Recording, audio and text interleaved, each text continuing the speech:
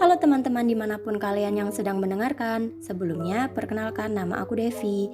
Kali ini bersama podcastnya Lalingga yang akan membahas terkait nafsa nih. Pasti kalian udah gak asing lagi kan sama nafsa atau yang biasa disebut narkoba. Nah, menurut BNN, penyalahgunaan nafsa justru banyak dilakukan oleh kalangan remaja dengan persentase yang tinggi, yaitu 97%. Hal tersebut dipengaruhi masa remaja yang cenderung mengalami keadaan emosional yang labil dan mempunyai keinginan besar untuk mencoba serta mudah terpengaruh oleh lingkungan teman sebayanya nih. Di kalangan para remaja, terutama mereka yang masih di bangku SMP ataupun SMA, biasanya diawali dengan merokok dan merokok tersebut menjadi sebuah kebiasaan yang dianggap wajar. Kemudian para pelajar ini mulai berani untuk mencoba mengkonsumsi nafsa. Nah, karena itu kalian perlu tahu nih info-info terkait nafsa. Untuk menjelaskan info-info terkait nafsa tersebut, tentunya aku nggak sendirian. Bakal ada dua temanku yang akan memberikan info-info terkait nafsa. Yuk langsung aja simak. Halo, perkenalkan nama saya Rizky Aditya Rahman. Di sini saya akan menjelaskan terkait definisi dan juga faktor yang dapat menyebabkan penggunaan nafsa pada remaja. Nafsa atau narkotika, psikotropika, dan zat adiktif merupakan zat atau obat baik yang bersifat alamiah, sintetis maupun semi-sintetis yang dapat menimbulkan penurunan kesadaran, halusinasi, serta daya rangsang, di mana obat-obatan ini dapat menimbulkan kecanduan jika pemakaiannya berlebihan.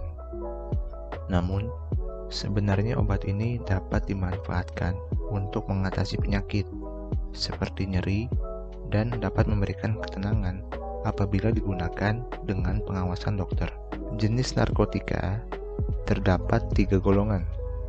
Golongan pertama terdiri dari ganja, opium, dan tanaman koka yang berisiko tinggi menimbulkan efek kecanduan. Golongan kedua dapat dimanfaatkan untuk pengobatan asalkan sesuai dengan resep dokter.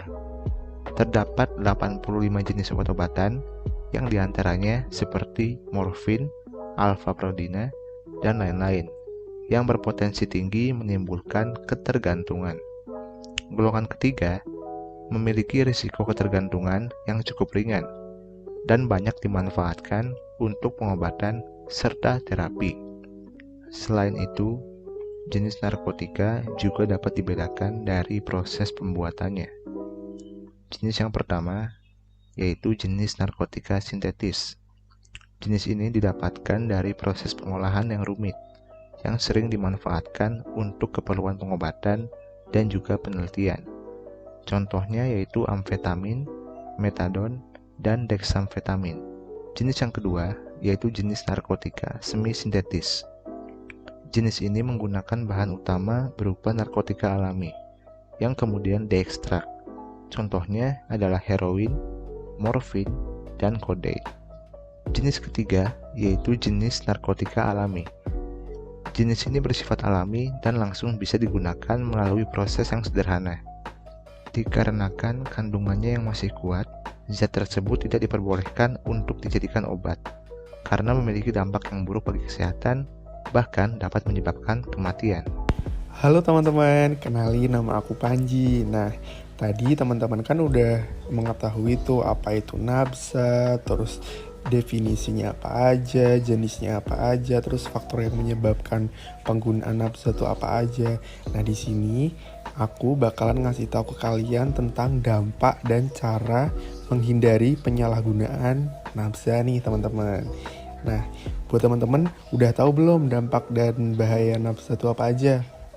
Kalau belum, yuk kita bahas bareng-bareng.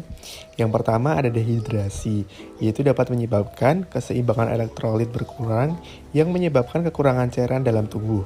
Jika terus-menerus terjadi, tubuh akan mengalami kejang-kejang, halusinasi, perilaku agresif, sesak pada dada, bahkan dalam jangka panjang dapat menyebabkan kerusakan pada otak. Ih, ngeri banget ya. Terus yang kedua ada halusinasi. Dalam dosis tinggi atau yang berlebihan, itu dapat menyebabkan muntah, mual, rasa takut yang berlebihan, gangguan kecemasan, Dalam pemakaian yang lama, itu dapat menyebabkan gangguan mental juga loh teman-teman. Terus yang ketiga adalah menurunnya tingkat kesadaran.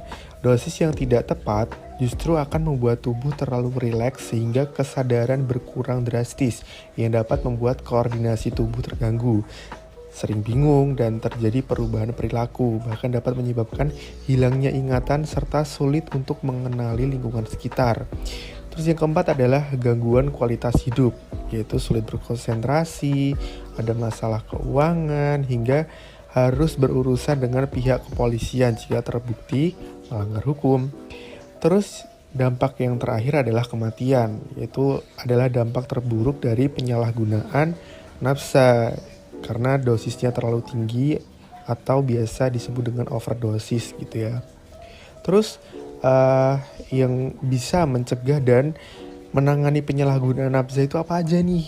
Nah, yang pertama ada pencegahan primer, yaitu dilakukan kepada orang yang belum mengenal narkoba dengan pemberian penyuluhan tentang bahaya narkoba, penerangan melalui berbagai media tentang bahaya nafsa, dan pendidikan tentang pengetahuan bahaya nafsa. Ya, kayak apa yang ada di dalam podcast ini termasuk dalam pencegahan primer teman-teman.